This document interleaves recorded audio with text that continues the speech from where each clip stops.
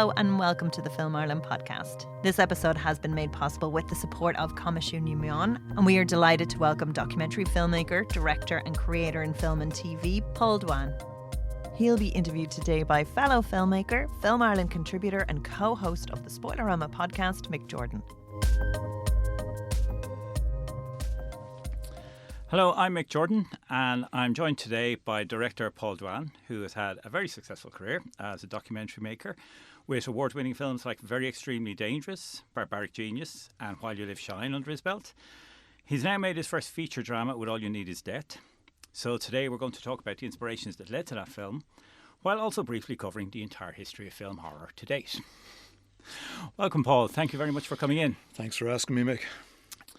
All You Need Is Death is your first feature fiction, but your first actual film was a short in 1988 called Ink, and that was a horror too.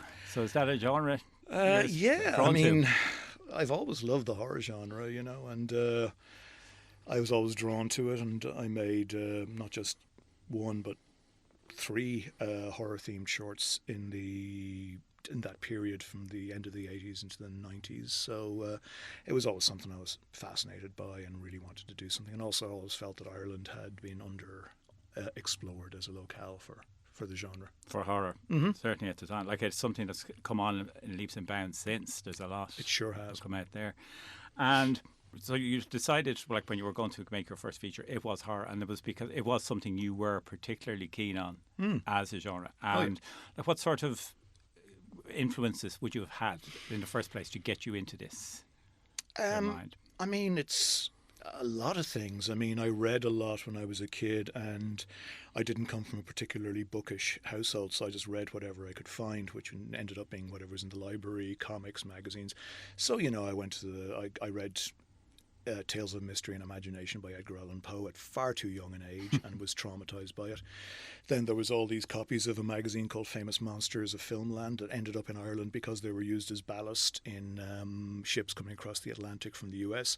So they put unsold magazines in the hold as ballast, and then they were sold on the streets of Dublin on the streets of Ireland in general in newsstands. They were still selling them in Dublin newsstands as recently as about 10-15 years ago. Really? They were just the same ones? Same ones. They were just left there, yeah. You remember the guys who used to sell magazines in O'Connell Street? I do. They always had them. So I was reading that, and that was full of stuff about not just golden age of horror stuff from Universal, Warner Brothers, and so on, but also all the kind of 70s horror that was around The Exorcist and that kind of, you know, enormous breakthrough. The genre became very popular. Night of the Living Dead, all that stuff. And then there was also stuff on TV, obviously. So I was watching, RTE would often use old silent movies for filler in Sunday afternoon when they thought nobody was watching. So they'd put on things like Phantom of the Opera, Hunchback of Notre Dame, The Passion of Joan of Arc, which isn't a horror movie, but certainly has a lot of elements in it that struck me as quite nightmarish when I was a kid. And, you know, all this stuff was kind of going in and getting, you know, saved on the internal hard drive, you know. Well, that's certainly, I was going to say that from the very start of cinema back in silent era, horror was there all over. And a lot of those films, ones you've mentioned, they're still very striking now. Like Phantom of the Opera in particular, that whole scene when the mask is revealed, if I would love to know what people reacted at the time, because it was obviously covered up. No one was allowed to see pictures from the set or anything like that. You had to find out when you saw the film. Yeah. And it is a really dramatic moment in it. Well, my parents were old enough to have been, you know, moviegoers, and Lon Chaney was a name still. You know, people remembered that stuff. I'm kind of, you know, my parents were quite old when I was born, so they had a lot of, you know, their reference points would have been in a lot of the 20s, 30s, 40s. So so that kind of is always a thing that kind of gives you a deeper sense of the culture rather than, you know, it's just on at the time. But, you know, there were still, I mean, there was a lot of that stuff in popular culture. There's a long tail to that stuff. I mean, people were still parodying those movies in Mad Magazine and cartoons in the 70s and 80s, you know. It's I don't know how people reacted when it first came out, but I know when I saw it, I was pretty blown away. You know? Well, that's what I can imagine, because the image is well known. at this stage of the original Phantom of the Opera. And I mean, you met, like that was Lon Chaney in Phantom of the Opera. He did Hunchback of Notre Dame. He also did The Unknown. You've seen that yourself. That's an amazing film, yeah. And that's striking again as well. And it's striking that it's been missing for so long. It was only found in the last 20 or 30 years or something. It's just interesting, the sort of psychosexual kind of ramifications of the film are very modern. You know, the woman who can't bear to be touched by a man, and the man who has his arms removed because he loves her and wants to be with her. You know, it's all which very... point she finds out she does she like to be does actually touched. like it. It's full of crazy stuff. I mean, you know, people imagine, every generation imagines they invented that kind of weirdness and that kind of involvement in. And it's always there. The horror genre has always been a very fertile seam for that kind of psychosexual stuff. Absolutely. Well, when I was watching, what struck me about it was, you're saying it's been images being used since. Have you ever seen Santa Sangre? Oh, yeah. Yeah, and I mean, that's similar again as well. And that's much more bloodthirsty and so on and gory. But it's the same thing. It's someone's arms have been removed, but you see them. Jodorowsky took an awful lot from silent cinema, for sure, yeah. Now, moving on to sound era, and what did you say, the Frankenstein films and the whole James Whale era is something that's influenced you as well. Well, I mean, everybody of my generation, I think at some point saw the Universal horror movies because they were on TV. I mean, the BBC showed double bills on Friday or Saturday nights. I didn't live in a part of the world where you could get the BBC, but, you know, when I was staying with my Dublin cousins, I'd do my best to stay up late and watch things like that. And then things crept onto RTE the odd time. But, you know, even if you didn't watch them, they were everywhere in the comics. I mean, I read Marvel comics, and there'd be ads in the back for, you know, full-length Frankenstein's monster posters and things like that. And masks. And models and kits, and it was just very prevalent in the culture everywhere you went. There was no escape. It wasn't like today when it's extremely fandom centered. It was just, this was for kids, you know, for kids to play with. It wasn't like collector's items and stuff, but they were really fascinating because I couldn't get hold of these things because they were in America, and you know, I think I did try a few times to send a postal order to, you know, PO box whatever in Aurora. There's always a PO box something or other, 3 or 5. But I never got anything back. But you know, now you can go down to your local. I could walk 5 minutes from where we're talking and go buy whatever models I wanted, but that wasn't the case when I was a kid, and it made you more interested and more kind of like fascinated and more creative about how to kind of deal with your because it was so out there. Like it was a different world you were going to get these things. Completely. But particularly with Frankenstein, like it's influenced everything since, and as you said, it's very much like the version of Frankenstein's monster that's used in James Whale films is the one we all recognise. And there's been several versions of Frankenstein since, which have different versions, but nothing works as well as the Boris Karloff one. Oh, it's iconic, absolutely. Yeah. Even right down to comedy like The Munsters and everything else that's affected since. And then, of course, Bride and Frankenstein came after it. And I watched that again recently, and it's a horror in itself, yes, but it's a very emotional film. And very funny. Very funny at times. Well, James Whale being gay had a whole different thing again. I mean, the film is full of odd things that kind of strike you as kind of interesting. You know, the subtext is very rich, let's just say. Yeah. You know? Well, it's even like the subtext is there is wanting to belong, the need to belong all the time. And you can say, yes, that's what Whale would have experienced himself. But there's a lonely hermit who wants a friend. And then the monster himself wants to be friends. And you think, yes, they're going to have this lovely ideal. And then ordinary people come in and ruin it all, as they always do. So that's the message from that. If we jump miles forward into the 80s, now that's probably for both of us the era where we started discovering cinema and film itself. Would horror have been a major part of your cinema going then? Well, I mean, I was very lucky because when I was sort of 15, 16, 17, the cinemas were full of, I mean, it was Alien, The Shining, The Thing. I saw Texas Chainsaw Massacre on a reissue, which terrified me. Was that on here? Yeah, but it didn't come out. It was I don't think it was released originally. It came out in 76, 77 in the US, but I think it only made its way to Irish cinemas. Certainly, I only saw it in about 1980 or 81 when I was like 14 or 15. Still way too young for it, but it still traumatized me, but it inspired me.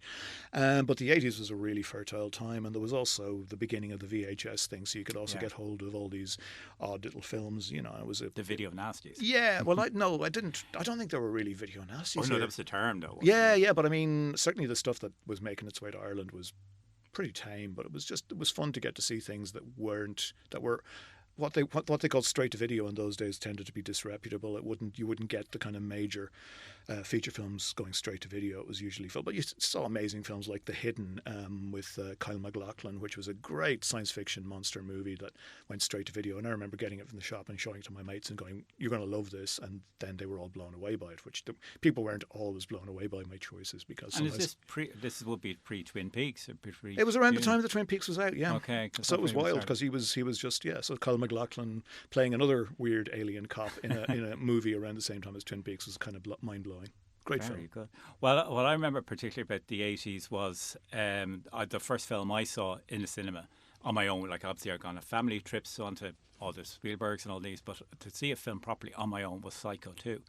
And I still revere that film. Great film. It's just because at the time you just think, no, it couldn't possibly follow. But itself, it's a really good film. Really good sequel. I mean, those are the days when people, if they were going to make a sequel, they really threw an awful lot at it. They had the original, some of the original cast. They had a really good director, Richard Franklin, who'd made that terrific Hitchcock homage called Road Games. And I still have a huge amount. And Psycho 3, which Anthony Perkins directed, is also really interesting. Yeah. It's an interesting, they're very different from each other. Yeah, and that's what I like about them, that they go a completely different way. I love sequels that just make their own, like Halloween 3, make their own way in the world and do something different to the original. Well, you could say the same about Bride and Frankenstein. Yes, like, of it's course. not a proper sequel, but it is a sequel, but it's still a different film in itself. And I agree, I like that too. What we have now is more IP mining, where people try to extend the life of an intellectual property that they own by knocking another variation out of it, like let's have Harry Potter do a sort of Indiana Jones type adventure or something like that, and that's not the same thing as what they were doing, what James Whale was doing or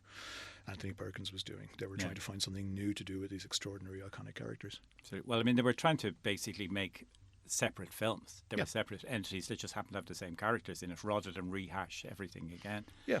And sometimes, like Graves says, sometimes people realise, no, it's done. They don't need to do it anymore, and then someone else comes in and hashes it in. I don't know if you saw that series Bates Motel a few years ago, which tried to knock the arse out of the Psycho thing. I haven't seen it. Is it? You wouldn't recommend it then, I think. Well, to me, it felt like it was just an attempt to do what I was just talking about, IP mining, trying to make something out of the ownership of the title, and studios tend to be attracted to that. But it's just that if you're going to do something in response to a movie like Psycho, you better try your best to match up to, or to be at least as interesting as what Hitchcock was doing. Well, also for me, like within that, the reason it never appealed to me to watch, even though I know I could get good reviews, but it was just I've no interest in what happened before, like because you're just waiting for it just to build up to the real action that happens later. Okay, we're getting the formation of what turned Norman Bates into Norman Bates. I don't care. Who cares? Yeah. From the 80s as well, like there was a lot of series would have started. Like we're talking about sequels. There was Halloween, like the original Halloween was excellent, and then after that rehashed over and over again. The Exorcist, Nightmare on Elm Street, Nightmare on Elm Street as well. Yeah, would you seen any of them when they came out? Oh, absolutely. I mean, I pretty much went to see everything I could. I mean, it wasn't I wasn't being choosy, because basically if something came out that looked interesting, and there was also loads of cinemas in Dublin. I used to go a lot to the Carlton on O'Connell that's where Street. I saw Psycho too. Yeah, it was a great place to see the slightly less reputable movies. They showed, I remember seeing Paul Verhoeven's Flesh and Blood there. I saw Alex Cox's Straight to Hell. Lots of films that basically nearly went straight to video ended up there. But Straight to Hell, the Pogues one. Yeah, that played in the did it actually get released here? Oh yeah, I was there. Oh wow. I think the only two people in the cinema were me and Simon Carmody, the lead singer of the Golden Horde, who's now he works writing films with John Carney. Because I did see it. It was one of those that I thought went straight to video because I saw it on video. I'd love to see it again. I thought it was hysterical. It holds up okay. I watched it about a year ago. It holds up well. It's a funny film. Well, I mean, you just have to look at it as. I think you have to know the actors themselves. It's more an actor's film. Like particularly Shay McGowan is just so Shay McGowan in it. It's just a bunch of really talented people having a fun time in Almeria in Spain, doing a fake spaghetti western, and it's definitely got some value. And filming some of it while they go along. Filming some of it, yeah. But also one film that was there in the 80s, and we discussed it before, was The Outcasts. Now that was, I can remember that being shown on Channel 4. I think was shown on RTE at some point as well. and then it disappeared completely until recently restored. And you did an interview with the director, didn't you? Yeah, I mean, it didn't disappear absolutely completely, but there was a VHS release, and there was a really terrible rip from that VHS release on YouTube, which is the only way for a long time people could see it. But yeah, I'd been talking about it to people for a very long time, and then when some people I know in the Irish Film Archive told me that they were working on a restoration, I was very excited and said, look, if there's anything I can do to contribute. So as a result, I ended up introducing the very first screening of the restoration in the IFI about a year ago, which was great. And then Robert Wynne Simmons, who had written Blood and Satan's Claw, which is one of the seminal big three folk horror films, which are Witchfinder General, Blood and Satan's Claw, and Wicker Man. Anyway, Robert Wynne Simmons came to Ireland for that, and we got on. He's a lovely man. I ended up doing an interview with him for Sight and Sound magazine for the BFI, and hopefully that film, now that it's been reissued and is on Blu-ray both in the UK and USA, it's beginning to already pick up a new following, and it's, I think, one of the most interesting films to have come out of Ireland really in the 20th century. There were so few films that were like it, so few poetic and strange and very, very Irish, even though the writer-director is British. He did tap into something very deep about pre-famine Ireland, and it feels convincing and real to me. Well, this is it, because it's watching it, it just feels you're seeing a side of Ireland that you'd never really thought about as existing, because as you said, it's pre-famine Ireland, so everything is famine, post-famine, or anything around that era. That's the area you're concentrating on. But this is something completely different. Yeah, and it's kind of set on the cusp. I didn't realise until I watched it again that it's really there are intimations that the famine's about to hit. There's somebody mentions the potatoes are dying in the ground, but they put it down to witchcraft, of course. And it's very interesting to watch the pre-famine culture of Ireland begin to sort of move towards what it would become. As we know, an awful lot of the culture was lost. An awful lot of the kind of the poor people, what we might call the agricultural or working class culture, just disappeared after the famine. So it's kind of trying to tap into that and what life was like before the Catholic Church became the kind of authority structure that people looked up to. Because in the film, they really don't look up to the Catholic Church. They are aware of it and they respect it, but it's not their faith. Their faith is much older. Well, this is because I think I did read before that the famine killed off a lot of the spirituality in Ireland, and that from then on it became much more rigid in their Catholic faith. Like they still had Catholic faith prior to this, but they segued it or slandered it onto their own beliefs anyway, and that comes across in the film. Well, it could be a form of national PTSD, I don't know, but certainly you do get a sense that the culture became much more regimented, and Robert's film just really does a great job of tapping into the idea that there was a vibrant and alive and resistant folk culture there before the famine, that we have really kind of, there's still memories of it, and he took a lot of his stuff from a writer whose name I've forgotten, but he was a writer at the end of the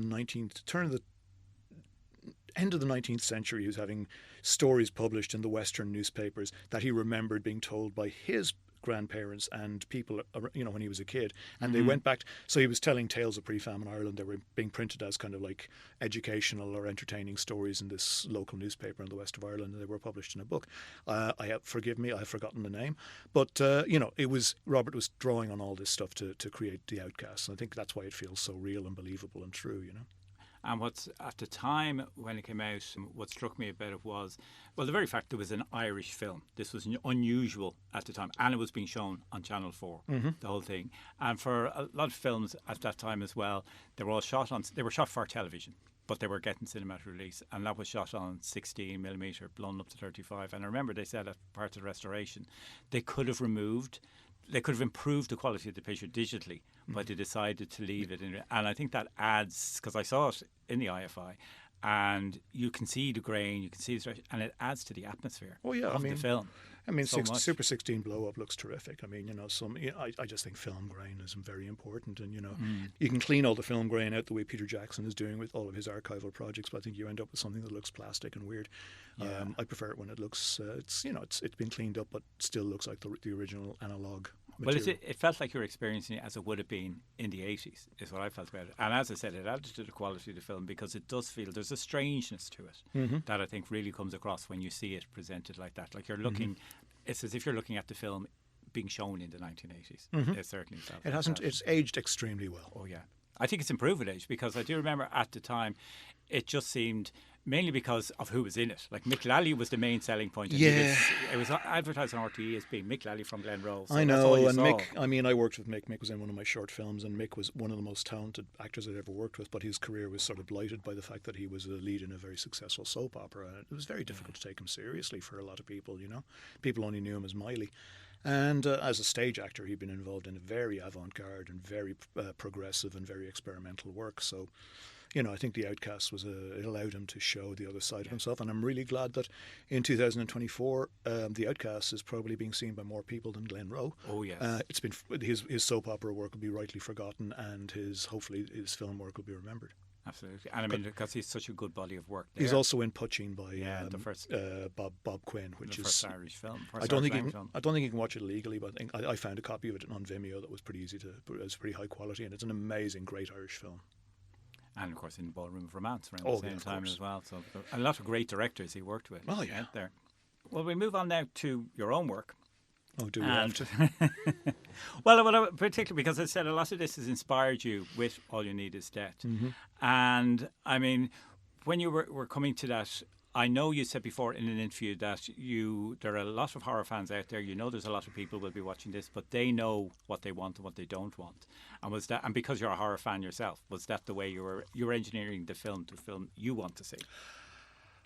Yes and no. I mean, the thing is, the fact that there's a very, very vibrant and active horror fandom doesn't necessarily... I mean, there's an appetite for all kinds of things, but to some degree, I know that there's films that really play into the demographic. Like I find what's happening at the moment with the Terrifier series very interesting. It's not my kind of film at all, but the fact that this very extreme gore, very, very, very blackly funny, very mean and nasty series of films has become one of the top grossing independent series of all time is interesting to me, in that that's feeding a particular need. I think probably in very young men and women possibly who really want to freak themselves out or freak each other out. But there's always different layers of what the horror genre needs. And to me at the moment what's interesting is the fact that it's a very broad genre. You can have something like I Saw the TV Glow, which came out earlier this year, which I think is an absolutely great film, and it was promoted more or less as a horror film, and it's not by any means a horror film, but that can be very successful. You can have really odd films like Longlegs and Cuckoo that come out as horror, and Longlegs is indubitably a horror film, but it's made with, I mean, Oz Perkins, the writer-director, is a really interesting filmmaker, so he's pushing the boundaries of the genre in different ways in his film. You know, it's a very forgiving genre. There's a lot of areas you can get into in horror that are more difficult to get into in standard drama, and the fans do tend to be quite loyal. I mean, you know, there's been a lot of people watching All You Need Is Death, quite a few of whom it's not their kind of thing, or they don't want to see it. It's not delivering what they want out of a horror film. And then another bunch of people who are watching it and going, this is exactly what I wanted, and it's not like anything I've seen before, which I like when somebody says that, because the intention with the film was to try not to repeat previous tropes and to try to do something that felt like it was breaking new ground. And, you know, when you do that, sometimes you make mistakes and sometimes you lose a few people along the way. But I think it kind of works out in the end. You know, swings and roundabouts, lose some viewers, gain some others. Right. Well, I mean, you certainly got an original concept, so that's going to attract people outside horror as well. Like even just the idea of an ancient song coming back into being and wreaking havoc, basically, as a result. So that's going to attract all sorts on that regard. And certainly the fan base, or whatever you want to call it, the people who enjoy the film seem to be young and seem to be switched on to the music scene. And to a degree, absolutely the film wouldn't exist without the kind of extraordinary uptick in the quality of Irish music over the last 10 years that I've noticed. I mean, really, having been somebody who's been a music fan since I was a young teenager, I think that this particular current era we're living in of Irish music is the best era of Irish music that has been in my lifetime. And bands like Lancome and singers like Lisa O'Neill have kind of given me a huge amount of inspiration in terms of thinking about what could be done, or what the film. I really wouldn't have been able to conceive of the film if there wasn't that musical background to it that I felt I could draw on. Well, that was like, I mean, you just came up with the idea in the first place of you wanted to make a film about a song being discovered or that had been passed from generation to generation. And then, how did you come up with the song? Like, how did you work from there? Well, I kind of I knew Darragh Lynch of Lankum very slightly, and I knew I could get him a message on social media, and I just kind of said, look, I know your brother Ian is a huge horror movie and horror literature fan. And that was lucky. well, I kind of, it's not so much luck, as I was aware of this because I'd listened to interviews with him and I was a big fan of the music. Okay. So I kind of went, look, I've written a horror movie. It's very music based. Would you mind passing it on to Ian? And Ian read it and got back to me and said, I love it. It's exactly the kind of thing I've wanted to be involved with for a long time. I really want to do soundtrack music. We went on from there. And of course, was that always your intention to get him to the soundtrack, or was it just to come up with a song? No. I wanted him to do the soundtrack. Yeah. Okay. I felt like there was no point in doing the song in separately from the rest of the score. I thought it should grow out of, and that was how it worked out. The song does kind of go across. There's echoes of it throughout the rest of the score. It's an exceptional soundtrack. Yeah, and so then because of the way films are made, we had to figure out the song way before anything else happened, because we had to have a song so that I could play the song to the actor who was going to play the part, so that actor could learn it, so that they could. And sometimes in films people lip sync to backing track and all that. But when it came to the point that we were discussing it with Olwen Fouéré, it was clear that she didn't want to do any kind of lip sync or whatever, and the best way to do it was to just let her do it. And what was also really great was, I didn't know when I cast Olwen. I was very lucky to get Olwen, but I didn't know when I cast her that she already had a musical project with Ian that they'd been working on that none of the material they recorded has been released yet, but Ian says some of the wildest stuff he's ever recorded. So they knew each other before the film together. Oh yeah, they knew each other, so that was incredible good luck. Really, it was. I mean, yeah, Ireland's a small country, and in some ways that can be great because people who are interesting tend to end up meeting each other and doing stuff. So they're all moving in the same circles to an extent. And Olwen, you mentioned Olwen Fouéré. Her performance in it is excellent. She is, like, I've seen her in a number of things over the years, but she just comes across in this as frightening and comical at the same time as well. Like the whole fact that she's hiding in a wardrobe when they meet her first. Like, well, that was obviously your idea in the script, but she does it so she opens the door, I'm here, sort of thing. It's very dramatic, but yeah, well, I love set pieces in movies. I love scenes where you kind of go, this scene was obviously conceived by the writer or the director or whatever as being a kind of all one piece, and it kind of a lot of there's a lot of them in movies, and it's always been a feeling that I've had is that if you can put a couple of great scenes like that in a movie. My favourite director is Howard Hawks, the guy who made The Big Sleep and To Have and Have Not, and when somebody asked him how do you make a good film, he said 3 good scenes, no bad scenes. And I kind of think that's not a bad way to think about it. But if you can put a couple of really big scenes in a movie, and even people who don't particularly like the film, I think found that scene with Olwen very powerful. It really makes people sit up, and she absolutely nailed it. What can I say? Yeah. I mean, it was standing there on the day we were shooting it. We shot it about halfway through we shot the film in 3 weeks, so we were probably about 7 days into it when we shot the scene with Olwen, or 6 days. And I remember it being the first day that the crew were all standing up straight and going, okay, this is actually a real film now, Right. Well, I mean, she's only in it in the early part of the film, but you never forget her afterwards. Like, obviously, it's references to her, but you're constantly aware of the impact she has made in the song itself. Yep. I mean, I'm very lucky I was able to cast her. Yeah. And the whole atmosphere of the film is one of, like, this is what I felt about it. It just builds up dread the whole way. And that's what Mark Carmold wrote about it. Now, he's a big horror fan, so that must have been a great thrill for you to get him giving it such a rave review. Yeah, it was nice. It's unfortunate that it was in a podcast and not in print, because not as many people, it's harder to disseminate it. But man, Kermod's a horror guy. He programmed a big season of horror movies at the BFI, the NFT in London, when I was living there, and the first film he showed was Possession by Andrzej Żuławski, and it was the first time I'd actually managed to see that film, I think, and he loves it. And it's kind of it's an influence on All You Need Is Death too. So I mean, in a way, it's kind of like not that surprising that he got it, because we like similar things, and he's clearly clearly a man of great taste. Yes, and very tuned in. Very tuned to the zeitgeist. But on the music side of things, you've made a number of documentaries. Now, I wouldn't say necessarily they're not music documentaries, but the documentaries about people involved in music. You've made 2 films with Bill Drummond from the KLF, and also who's your Jeremy Cauty was in Jimmy Cauty, Cauty was the other half of KLF. Yeah, and they also, the titles of those films are Best Before Death and What Time Is Death. Yep. So this is a recurring theme as well in the music. Well, we retitled What Time Is Death to Welcome to the Dark Ages when we finally Bill and Jimmy finally allowed us to release it. One of their conditions was they didn't like the title, so we called it Welcome to the Dark Ages. So that broke my streak of putting death in the title. But would you say then, like you said, you've always loved music, so is something you have enjoyed, like making films about? Is it something you want to work up more on? Yes and no. I mean, music is a huge thing for me, and I love music. The thing about it is, the further I stay away from the music business, the happier I am, because like the film business, the music business has a way of draining your love of the medium because it's such an absolutely vile business.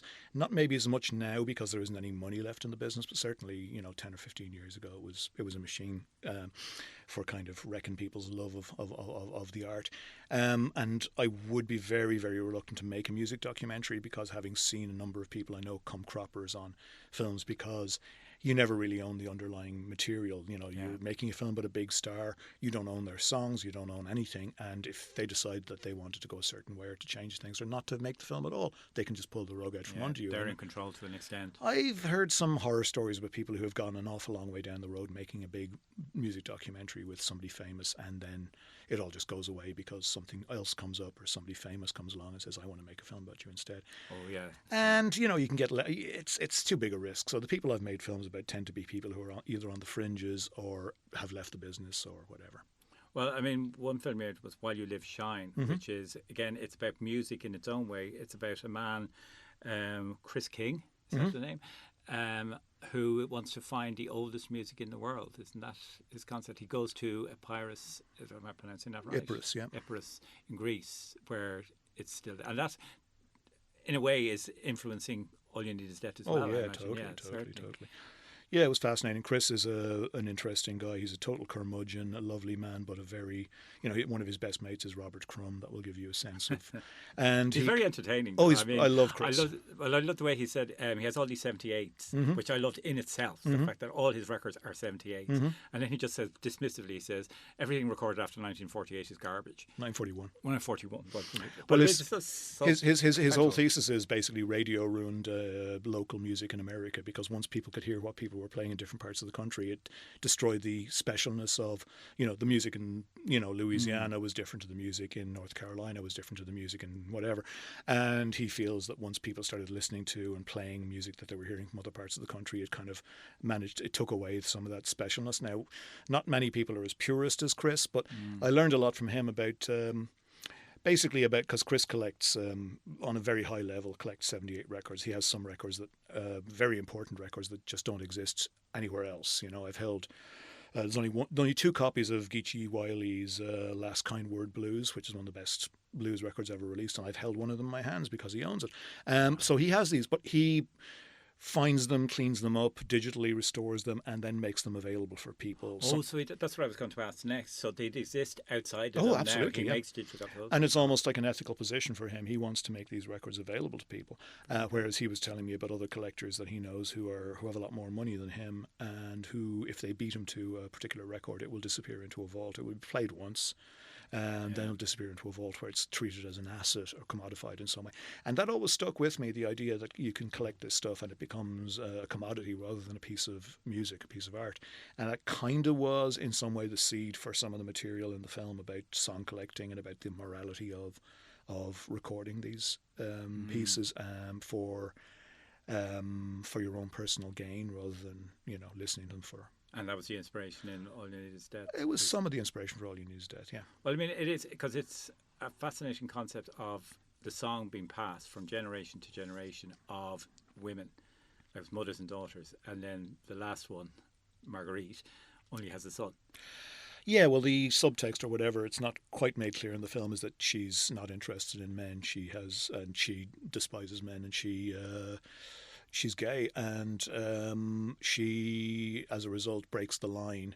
Her son bears the brunt, And certainly does. she attempts to pass on the responsibility for the song to Anna, who's the young female lead in the film, but Anna doesn't know the rules, doesn't know how to carry it on, and she pays the price too. So it's kind of like, I mean, it's based around a lot of ideas around, things going in matrilineal lines in folklore. An awful lot of secret knowledge is, within anthropological kind of research into tribes and all that. There's always been a kind of a way that certain things were passed down through the mother's side, and I like the idea that it's a very sacred thing that men aren't allowed to partake in, and it's about love and about the dark side of love and about how it can destroy you. So there's a lot of subtext in there, some of it accidental, but it's all kind of in there. Oh, well, it comes across, and I mean, it's certainly that whole thing of the oral tradition is always very interesting, and that's in a lot of your work. There is that it's basically maintaining this history and record. Yeah, I think being Irish, it goes with the territory. We all grow up hearing stories, and a lot of our history, because of things like the shelling of the forecourts, a lot of our written history and records are gone. So oral history has become even more important. Well, and I remember Katrina Crowe discussing that and saying, we can't blame anyone, we did it ourselves. It's just, her voice is just so deadpan, we did it ourselves. Very true, yeah, you can't really blame anyone for that. Can I ask you, Paul, what you're working on next? What's your next project? Well, I mean, it's early days, but I don't know if you've seen the film Kneecap. I haven't seen it yet, no. Okay. Well, I love Kneecap, the film and the band and the lads. And certainly heard the band, yeah. Yeah, and I have a project that is drawn on kind of fairly recent history around the north of Ireland, and it's a horror film, but it deals with fairly contentious political situations. And I approached Trevor Burney, who produced Kneecap, and he really loved the idea. Excellent. And he's a great guy with a really interesting track record in documentary, and he's got a new book out. He's producing this film Saipan, which is about the Roy Keane, Mick McCarthy debacle. Well, is that going to be a comedy or it's a documentary or a drama? It's a feature. It's by the makers of Good Vibrations, one of the, I think, possibly apart from Kneecap, possibly my favourite Irish film of the 21st century. And Glenn and Lisa, who made Good Vibrations, directed Saipan, and the writer is the guy who did Dead Men's Shoes, whose name I've forgotten, and Éanna Hardwicke as Roy Keane, and Steve Coogan as Mick McCarthy. Anyway, that's going to be good. That'll be coming out. That'll be coming out later in the year. I mean, I think Trevor's on a roll as a producer. He's a great guy. He really wants to make very high quality stuff, and I'm really pleased that he wants to work with me on the next film. But I mean, it's way too early to discuss what the film's about or what it contains. But it is. I think it's going to be as contentious as Kneecap. Whether it gets as many supporters, we'll find out when it comes out. But it's a tricky film to get made. And I think it'll be. But so far, everybody loves the script. It's been read by quite a few people in the industry, and they're all very on board. So we'll see how it goes. Very good. And in making a film these days, like when you start off going back full circle to Ink, was that a graduate film you made, or was it? And at that time, do you think it was easier or harder to get films made than today? Oh man, that's a big. I mean, at the time when you're making a film, when I made Ink, I had to get the film. It had to be film. Yeah, it was film. You load it into a film camera. You record the sound separately on a Nagra. You send the film to London. It gets processed. It comes back. You have to edit it on a flatbed Steenbeck. I mean, on a technical level, it's a lot easier to make films now. It was very, very, very complicated, difficult, and expensive then. The difference is that if you made a film around the time that I came out of college, if you made a short film that had any traction at all, you could live off it for a year or two. You go to a lot of film festivals, people would pay you. I sold my film to my first student short to RTE. It was the first student film they ever bought, and they started a strand called Short Screen, which is still running, in order to show those student films that from the graduate year, my graduate year in what's now IADT, and and I sold it for more money than it cost to make. So basically, I thought that's a success, and then it took me quite a while before I was able to manage to do anything half as successful as that again. But it was it was difficult. It was very difficult to make a film, but if you made a film and if it had any quality, you would find an audience. The problem now is because we have an awful lot more access to the means of production, and the means of production are a lot cheaper, you get a lot more films, and it's a lot more difficult to have your film stand out, which again is partly why when I made All You Need Is Death, I made sure that I put things into it that I was fairly sure were new and that people would not have seen or heard before, and the whole music thing was part of that, you know. So you kind of have to be clever, you have to be original, and you have to think about the market while also, you know, trying to do something original, and those are very difficult. That's a difficult circle to square. So it was always tricky. It's always been hard making films. It's just hard in a different way now than it was when I started out. Yeah, because now, as you said, there's just anyone can make a film practically, and there's just so much. And anyone does. Yes. And some of them are really good. I mean, the number of really good films I've seen in the last few years that have been kind of totally not talked about. I mean, there's people making movies out there that are brilliant, and they're just not getting widely seen, which is really sad. But cinema is not the force it used to be. Yeah. Oh well, that's it. But I mean, All You Need Is Death did get seen a lot. Like it did. You were saying it got to a lot of festivals and got to a lot of horror festivals as well. Because there are a lot of them out there. Well, my distributors XYZ did a fantastic job. They really believed in the film. They're great people. They love cinema. They love horror cinema. They love genre in general, and they're just genuinely.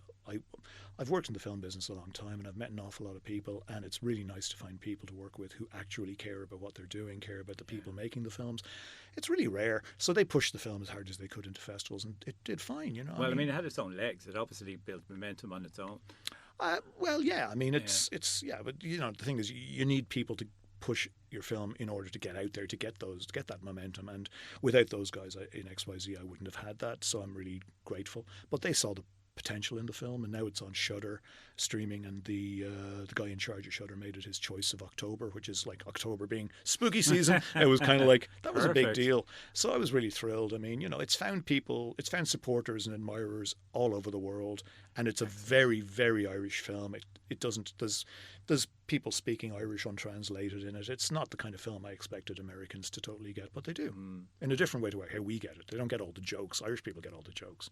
Well, I mean, I think that's always good in a film where you can still put them in there and people don't notice they're there if it's not for them. But if they do, like they don't know, what did I miss there? It doesn't work like that. But you can take it on board. That's the worst thing you can do is try to make every line understandable to every person in the world. You know, some things are going to be for. I mean, when I saw the film for the first time with an Irish audience, it was great because they were laughing at all the jokes I put in there. You know, you don't get that in the US. People are but people know that there's references, and you can feel the thickness of the references. You can feel the thickness of the subtext. It's just you maybe don't get everything, but I don't think people mind that. You know, people are very forgiving. If they feel that it's going the right direction, they'll go with it. Oh yeah, well, I mean, particularly if we're world culture films, we know what's happening in other films from other cultures as well, and we just accept as well because the crux of it, the main body, is there. We can see it. There's been a bit of a cultural cringe in Ireland where Irish filmmakers are not encouraged to put in local references because they won't travel. And I'm like, man, Czech filmmakers don't do that. You know, French filmmakers don't do that. Russian filmmakers don't do that. Why should we do that? Just because we have a shared language? No. I'm very, very committed to making sure that the films I make are Irish first, and international audiences will then follow. Yeah, people just accept it. Like, they do. Don't expect to. Yep. Okay, well, I think we'll wrap it up there. That's been a real pleasure. Paul, thank you very much for coming in and sharing your thoughts on all that. And as you said, All You Need Is Death is out there now on Shudder, and it's on Prime as well, I believe. Yeah, I mean, you can find it on YouTube, Prime, Sky, for rent or to buy on all those streaming services. But if you subscribe to Shudder, you get it for free, along with a bunch of other movies. And Shudder are also really good. They're supporting the industry, putting money into new movies. Their Shudder originals are terrific, and you can't get those anywhere else. So I kind of go, yeah, if you want to see it, and if you don't really like the genre, go on YouTube and rent it. If you really like the horror movies, subscribe to Shudder, and you can watch it as many times as you want. Exactly. Perfect. Okay, thank you very much, Paul. Thank you very much, Mick. Thank you so much for listening, and this podcast has been made possible with the support of Coimisiún Meán, so we are very grateful to them. Make sure to go to filmireland.ie where you can subscribe to the Film Ireland podcast and never miss another episode.